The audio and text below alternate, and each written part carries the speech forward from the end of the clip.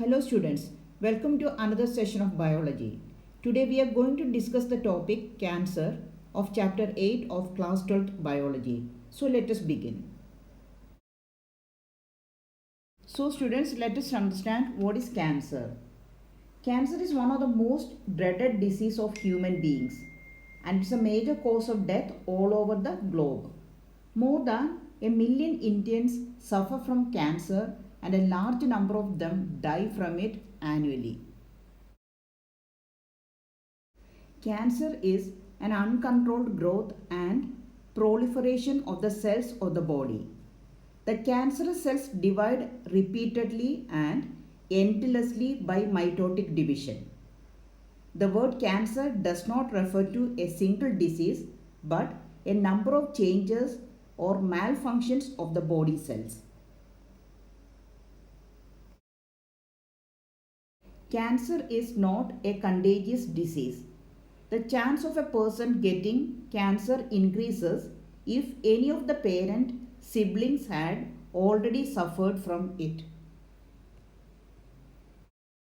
In our body, cell growth and differentiation is highly controlled and regulated. Normal cells show a property called contact inhibition, by virtue of which contact with other cells inhibits their uncontrolled growth, so normal cells do not show cancerous growth. But in cancer cells, there is breakdown of these regulatory mechanisms. Cancer cells appears to have lost the property of contact inhibition. As a result of this, cancerous cells just continue to divide, giving rise to masses of cells called tumors. Now let us understand another important concept that is related to cancer, that is metastasis. The invasion of cancerous cells from one part to the other parts by body fluids is called metastasis. Now let us study what are the different types of tumors. Tumors are of two types, benign tumor and malignant tumor. Now let us study the difference between benign tumors and malignant tumors. Benign tumors normally remain confined to their original location and do not spread to other parts of the body and cause little damage. And they also don't show metastasis. Whereas malignant tumors on the other hand are mass of proliferating cells called neoplastic or tumor cells. These cells grow very rapidly, invading and damaging the surrounding normal tissues. As these cells actively divide and grow, they also starve the normal cells by competing for vital nutrients. Metastasis is the important feature of malignant tumor. Now let us study what are the causes of cancer. Transformation of normal cells into cancerous neoplastic cells may be induced by physical, chemical or biological agents. These agents are called carcinogens. Physical agents are ionizing radiations like X-rays and gamma rays, and non-ionizing radiations like UV cause DNA damage leading to neoplastic transformation. The chemical carcinogens present in tobacco smoke have been identified as a major cause of lung cancer.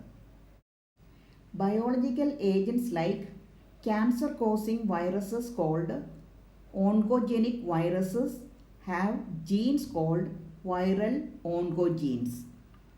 All cells have cellular oncogenes or proto-oncogenes which code for certain growth factors. When they are activated under certain conditions, they could lead to oncogenic transformation and cause cancer. Such a transformation is induced by physical factors such as UV radiation, chemical factors such as tobacco smoke, and biological factors such as oncogenic viruses. Now let us study about the types of cancer. The first type of cancer is carcinomas.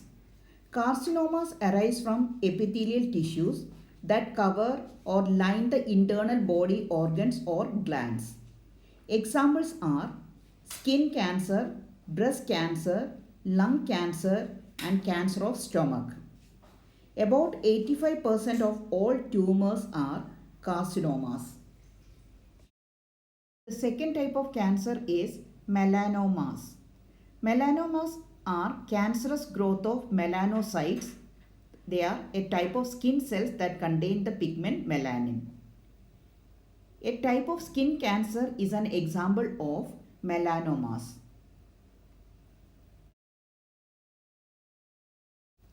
The third type of cancer is sarcomas. Sarcomas affect and arise from mesodermal tissue. Example of sarcomas is bone cancer and muscle cancer. Sarcomas are rare in humans. Okay. The next type of cancers are leukemias and lymphomas. Leukemias and lymphomas are cancers of tissues in which blood or lymph is formed. Leukemia is often referred as blood cancer. People suffering leukemia have very high leukocyte count.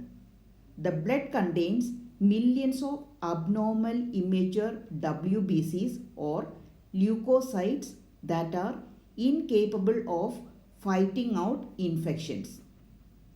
Lymphomas is the cancer of lymphatic tissues, for example, lymph nodes. Cancer diagnosis is based on the characteristic histological features of malignant cells. For this, number of methods are used to determine the extent of the disease. Early detection of cancers is essential as it allows the disease to be treated successfully in many cases. Cancer detection is based on biopsy and histopathological studies of the tissues and blood and bone marrow test for increased cell counts in the case of leukemia. In biopsy, a piece of the suspected tissue cut into thin sections is stained and examined under the microscope. It is known as histopathological studies and it is done by a pathologist. In radiography, X-rays are used to detect cancer of the internal organs.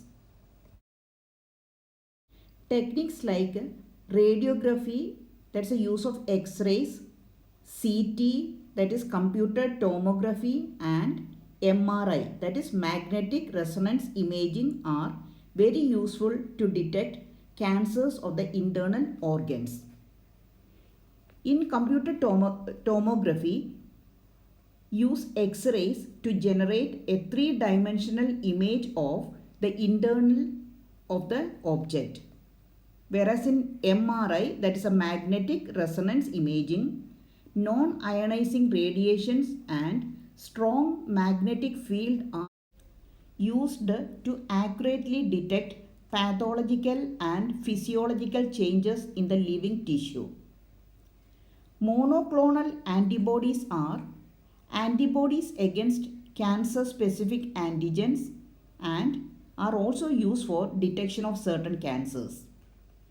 Techniques in molecular biology is used to detect genes in individuals with inherited susceptibility to certain cancers. Identification of such genes can help in prevention by advising to avoid exposure to particular carcinogen to which they are susceptible like tobacco smoke for lung cancer. Cancer diagnosis is based on the characteristic histological features of malignant cells. For this, number of methods are used to determine the extent of the disease. One of the common approaches for treatment of cancer is surgery. Surgery is removal of the cancerous cells surgically and has only limited usefulness. In breast tumor or uterine tumor, it is most effective, but other treatments are also given to kill any cells that may have been left. Surgery does not ensure that all cancer cells have been removed. Also, not all tumors or cancers are accessible for surgical manipulation. The second treatment for cancer is radiation therapy. Radiation therapy is used in addition to chemotherapy. The basic principle here is to bombard the cancer cells with rays that damage or destroy the cancer cells but cause minimum damage to the surrounding normal tissues. However, this approach does cause damage to tissue in the vicinity. The third treatment for cancer is chemotherapy. In chemotherapy, a variety of anti-cancer drugs are used that produce more injury to cancer cells than to normal cells. These drugs interfere with the cell division and growth and affect both normal and cancerous cells. Chemotherapy may lead to hair loss or anemia, but both get corrected after the treatment is stopped. And the last one is immunotherapy.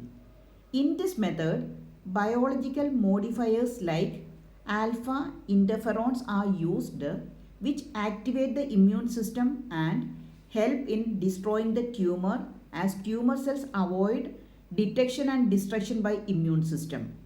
Majority of treatments require combination of surgery, radiotherapy and chemotherapy. Thank you.